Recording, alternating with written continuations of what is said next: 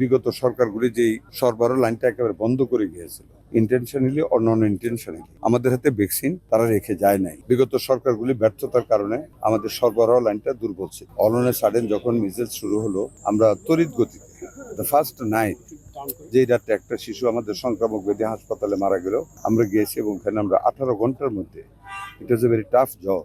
এরপর আমরা একটা আইসিইউ ওখানে খুলেছি। পরবর্তীতে বাংলাদেশে অনেক জায়গায় আমরা ভেন্টিলেটর দিয়েছি, যেটা খুব দরকার হয়। মিজেলস হওয়ার পরে যখন নিউমোনিয়া হয়, লাং যখন কনজেস্টেড হয়ে যায়, তখন অক্সিজেন ইনফ্লো আউটফ্লোর জন্য ভেন্টিলেটরের প্রয়োজন। আমরা সেই ভেন্টিলেটর দিয়েছি। সবচেয়ে বড় দরকার যে জিনিসটা, যেটা আমাদের খুবই শর্টফল ছিল, আমাদের বলতে বিগত সরকারগুলি যেই সরবরাহ লাইনটা একেবারে বন্ধ করে গিয়েছিল, ইন্টেনশনালি অর নন ইন্টেনশনালি আমাদের হাতে ভ্যাকসিন তারা রেখে যায় নাই। আমরা ইউনিসেফের সহযোগিতায়, গ্যাভির সহযোগিতায়, ওয়ার্ল্ড হেলথ অর্গানাইজেশনের সহযোগিতায় সবচেয়ে বড় উপকৃত হয়েছে যে করোনাকালীন অব্যয়িত একটা টাকা ছিল 604 কোটি, আর একটা 419 কোটি। এই টাকাটা আমরা হাতে পেয়েছি। আমরা এডিবির মাধ্যমে টাকাটা ইউনিসেফকে দিয়ে আমরা অ্যাডভান্স ডেলিভারি দিয়েছি। গ্যাভি আমাদেরকে তাদের স্টক থেকে সিরিঞ্জ দিয়েছে, ভ্যাকসিন দিয়েছে। উই আর নাও একেবারে well equipped to fight against the measles. আমরা এই মাসের 5 তারিখ থেকে আমরা 18টা জেলার 30টা উপজেলায় আমরা ওই দিন থেকে ভ্যাকসিনের কাজ শুরু করেছি। গত 12 তারিখে আমরা Dhaka city, north, south, Mymensingh, Barishal city কর্পোরেশনে আমরা ভ্যাকসিন দেওয়া শুরু করেছি বাচ্চাদেরকে।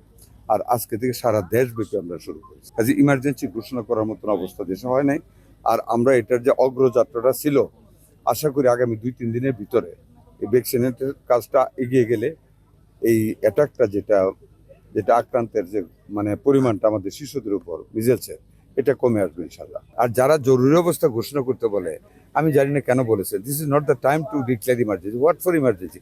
আপনাদের নারায়ণগঞ্জে একটা রুগী নেই হামে, আপনাদের সিভিল সার্জন আমাকে বলে, তো ইমার্জেন্সি দিব? ইমার্জেন্সি কখন হয় একটা দেশে?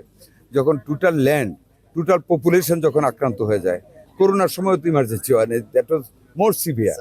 সেই কাজটা বিগত সরকার করেনি, যেই কারণে একটা বিশাল গোষ্ঠীর বাচ্চা আনভ্যাকসিনেটেড ছিল, যেই কারণে হামটা অ্যাটাক করেছে। আমরা তো ভ্যাকসিনেটেড শুরু করেছি 5 তারিখ থেকে ইনশাল্লাহ। আপনারা সহযোগিতা করবেন, আমরা ভ্যাকসিনেশনের কাজ করি। ঢাকাতে যে রুগী আপনারা ডেলি শুনানি, সব কামিং ফ্রম ভিলেজ এরিয়া, মানুষ আতঙ্কিত হয়ে গেছে, হাম হলে মারা যাবে, সব হ্রাস করতেছে ঢাকায়। হামের ঢাকাকে, তবু আমরা ঢাকাকে যেহেতু একটা ডেন্সলি পপুলেটেড সিটি, আমরা কভার করে ফেলতেছি। ঢাকাকে আমরা শুরু করেছি 12 তারিখ থেকে ইনশাল্লাহ। আপনারা সহযোগিতা করবেন, ইটস নট এ মহামারী।